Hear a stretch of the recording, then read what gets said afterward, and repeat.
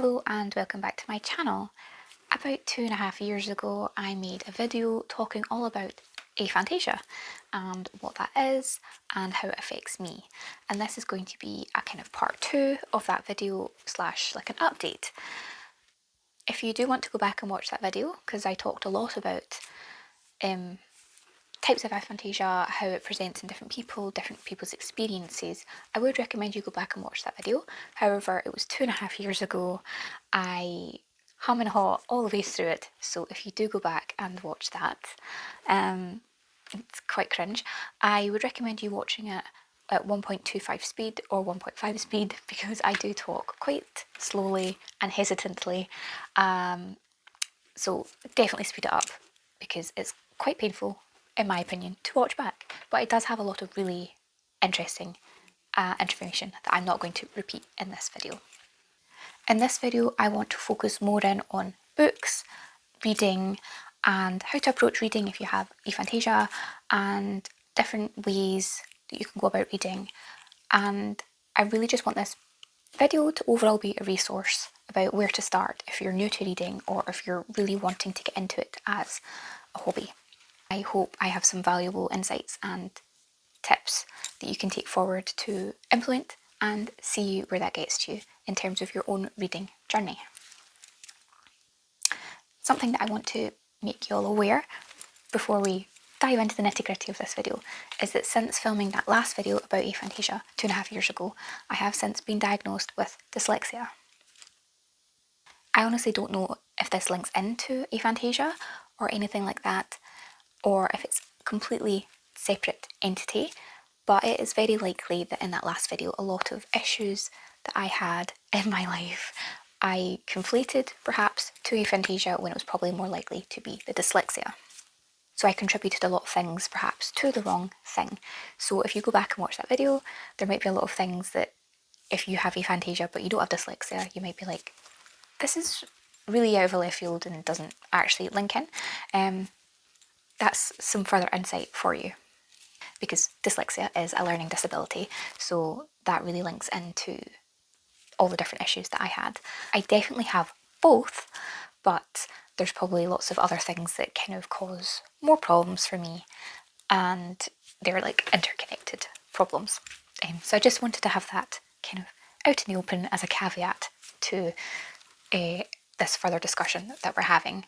I also think that gives me a lot of insight to talk about reading and different ways of making reading accessible to you if you are struggling with it and it's something you're wanting to get into but you've never really enjoyed reading or anything like that. I think I've got some valuable insight, because if you have dyslexia, or even if you don't, you really have to develop different ways of getting into reading and different coping strategies, because it can be really difficult.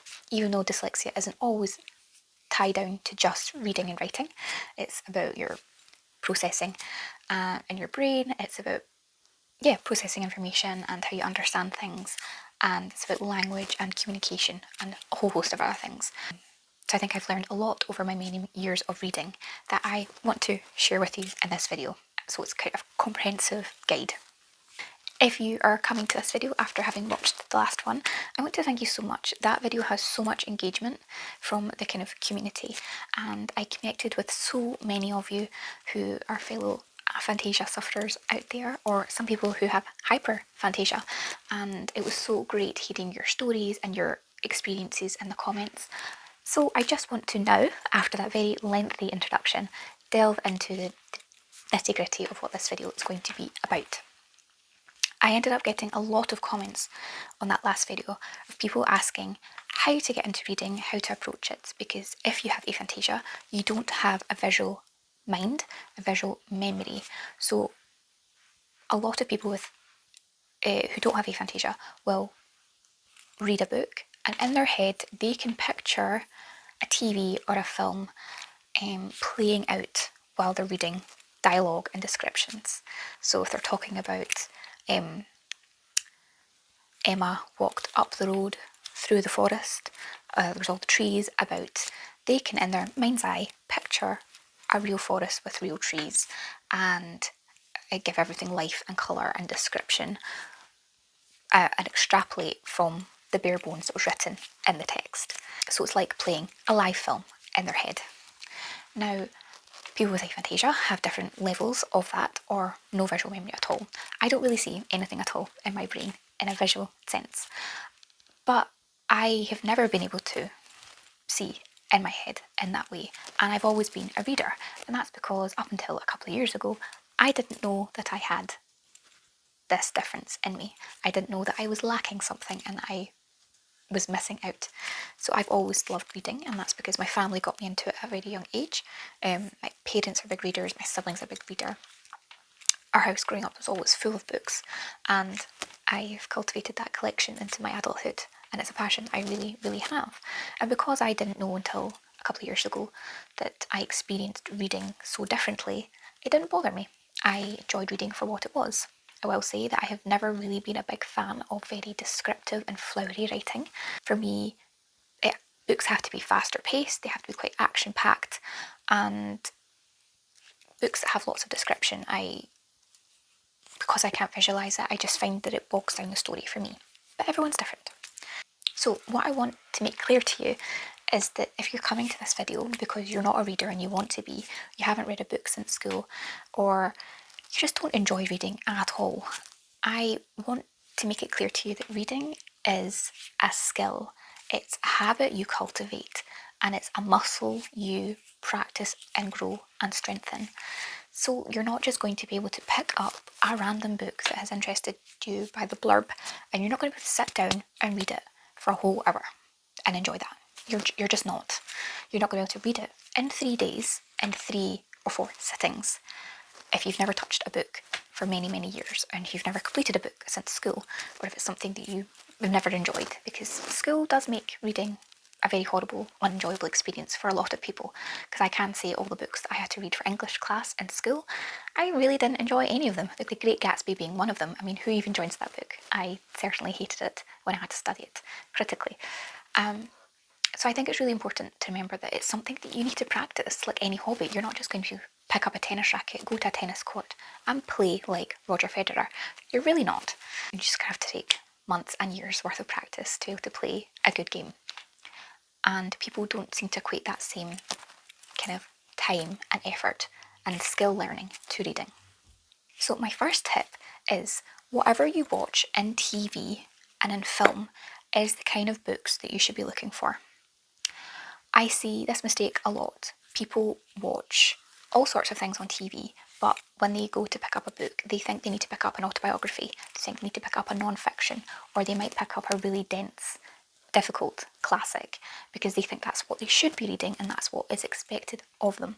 But they don't watch that in film. They maybe watch lots of crime dramas on TV, they maybe watch reality TV, they might watch lots of science fiction films and very dense fantasy films and TV shows, big sagas. They might watch all of that, but then when it comes to reading, they pick a completely opposite genre, and then they wonder why they don't enjoy it. So if you like watching Criminal Minds or NCIS or crime documentaries or things like that, you should pick up a mystery. You should pick up a detective story. If you loved watching Game of Thrones, if you like watching other big fantasy epics, you should pick up a fantasy book. I really think people miss the mark when they don't kind of keep that in mind, that the genres are the same, it's just the medium that is different. The next thing I want to say is that even if you're an adult, don't shy away from picking up young adult books or children's books as an avenue to begin your reading journey. Now, Percy Jackson is very much in the media right now because of the Amazon Prime TV series, but I did not read these books until I was an adult myself. I was in my early 20s when I first picked up this series, and the first 5 books are aimed at the 8 to 12 age range, and I absolutely loved this series. It was phenomenal, and Rick Riordan wrote these books for his son, who is dyslexic, so the writing is really easy and digestible and approachable. The characters are really funny, the interpersonal dynamics are great, and the kind of sequel series, the characters are older. So this first 5-book series is for ages 8 to 12, and then the second 5-book series is for like young adults, so it's like late teens, and I thoroughly enjoyed them as an adult. So don't be scared to pick up books for younger than your age range, because if it gets you into reading and if it's a story that you'll enjoy, I don't see the harm in it at all. And there's plenty of other children's books and young adult books out there that you should try. This is just one example, but it's something for you to consider. Leading on from kind of Percy Jackson being in TV just now, I will say that especially for like the visualization aspect of it, if you're struggling to picture what's going on, why not pick up books after watching films? So perhaps The Hunger Games or The Martian. I love both of these films so much. I read both of these books, the Hunger Games trilogy and The Martian, before watching the films, but the films were amazing. And yes, you kind of know what's going on, you might have already been exposed to some spoilers, but it'll give you an idea of the world prior to picking up the book. And remember, at this beginning stage of trying to get into reading, you're learning, you're practicing. So give yourself and your mind and your brain a helping hand. Watch the Martian film, understand the story, understand the context and what Mars looks like and what these characters look like, and then pick up the book. And maybe that will help you not visualise, because you can't just cure your lack of being able to visualise things, but it'll give you something to give you context to what's going on. Like when I'm reading, I'm not picturing Mars, but because I've seen physical representation of Mars, I know what that experience is like, not in a visual sense, but it's hard to explain, but it'll give you a help, honestly. Leading into that, these books also have audiobooks, so why not watch the film and then listen to the audiobook? Why not sit with this physical book and listen to the audiobook while reading after having watched the film? So it's giving you more context. You've got an audiobook helping you with the physical aspect of reading, and it'll keep you more focused because the audiobook is giving you a pacing to kind of read along with. I think these can be really, really helpful ways to approach reading, and for books that I find overly complex and difficult to get into, particularly classics or non-fictions, I really take advantage of audiobooks. Some audiobooks I just listen to on their own, and some audiobooks I listen to and physically read at the same time, and it is such a helpful tool that I don't think people really realise. Yes, it can incur an additional financial cost if you're getting the audiobook and the physical book or an ebook, but this is where your libraries are your friend. Borrow the books from the library. There's so many digital ways of borrowing books. There are maybe a monthly subscription, or borrowing audiobooks from the library and borrowing the physical book from the library, and really take advantage of all these free spaces and opportunities while you're trying to cultivate this hobby to see if you actually like it and enjoy it. And you need to give yourself some grace to making mistakes.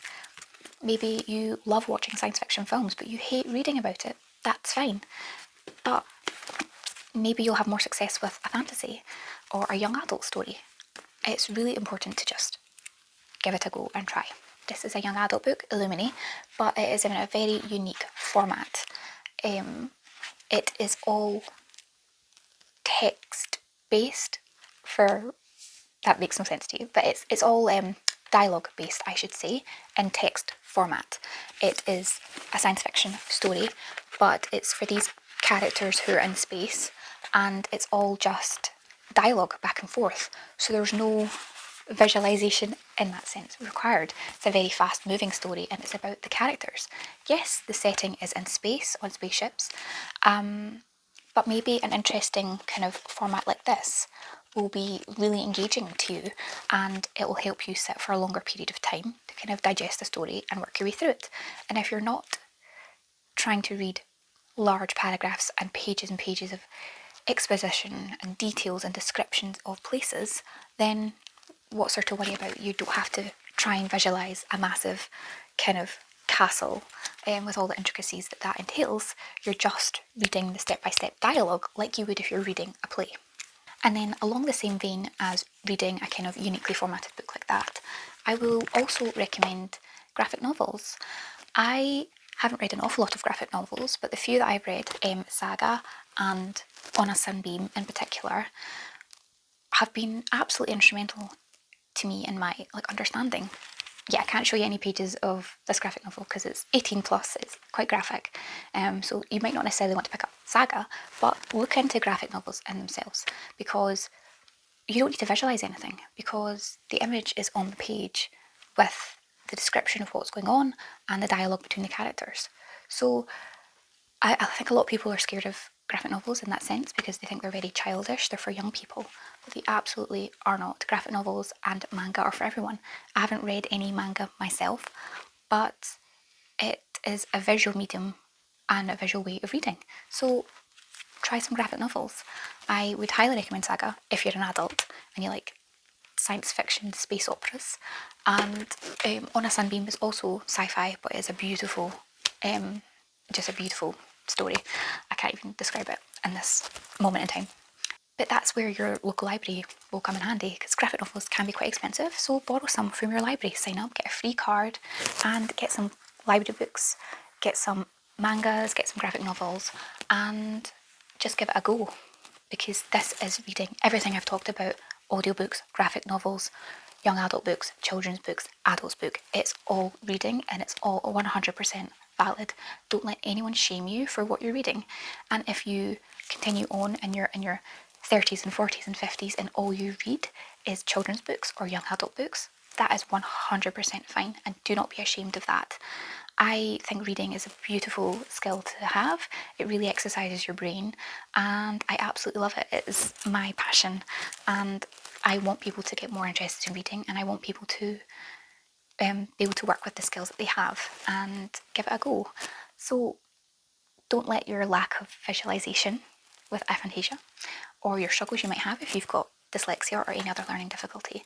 There's so many different avenues and ways you can try reading and I hope this video has been helpful to you. If there's any of these tips and tricks that you try out, I would love for you to let me know in the comments, give me updates about how you're getting on, ask more questions. I am here on YouTube making content and I would love to talk to everyone about their different experiences. And if you've got any more tips that I haven't talked about in this video, be sure to leave them in the comments so we can help everyone out because this is a community and we're all about sharing things that will help one another. Reading is not a race, it's not a competition. If you read one book in a year, you're still a reader, and that is amazing. So I really hope this has given you some confidence to go out and try some different books. Really use your free resources like the library. There'll be people that work in libraries that are so good and have such expert knowledge, and they will definitely be able to give you some great recommendations if you go in and say, I like these TV shows, I like these films, what books would you recommend? And they will absolutely be able to give you a massive list of things for you to try. I am going to be doing a few more videos with specific recommendations for certain genres. They'll be coming out in the next few weeks / months, so watch out for them. But I hope this video was beneficial for you and helpful. I would love it if you could subscribe to my channel and look out for more content from me. But for now, that is everything that I have to say on this topic. I hope you enjoyed this video. Thank you for watching and I'll speak to you soon. Bye.